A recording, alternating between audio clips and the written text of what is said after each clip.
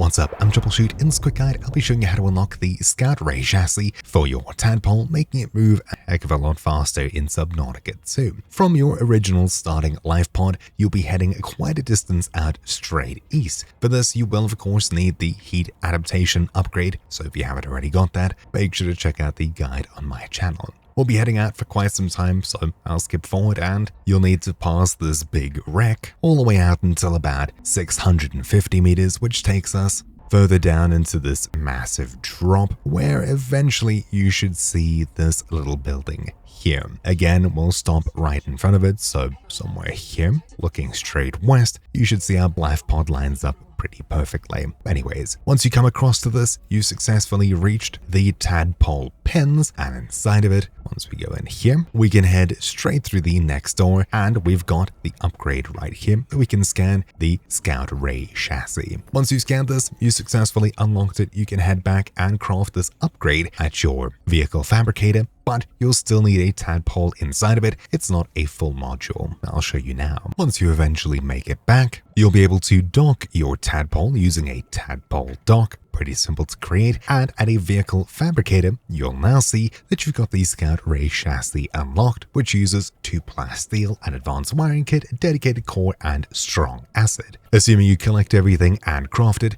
you'll immediately upgrade and automatically attach the brand new wings to your tadpole, allowing it to travel a heck of a lot faster. So if you take off, you can see this thing absolutely motors around, and when you're eventually done, you can hit Q to detach from the chassis, which, while it looks big, really doesn't add that much width to your vehicle, and you can eventually just swim back to it, into it, and it should reattach, allowing you great speed through the water. Anyways, that's one of the 2 attachments that we can get for this vehicle. There are upgrades that we can use / put in it in the upgrades slot here, which I'll have separate guides for, but the other attachment we can get is the storage attachment, which allows us to haul a lot more loot. If you'd like to see that guide, you'll find it linked down below. Anyways, that's really it. Hopefully you found this video useful. Thank you for watching. My name's been Troubleshoot, and I'll see you all next time. Ciao.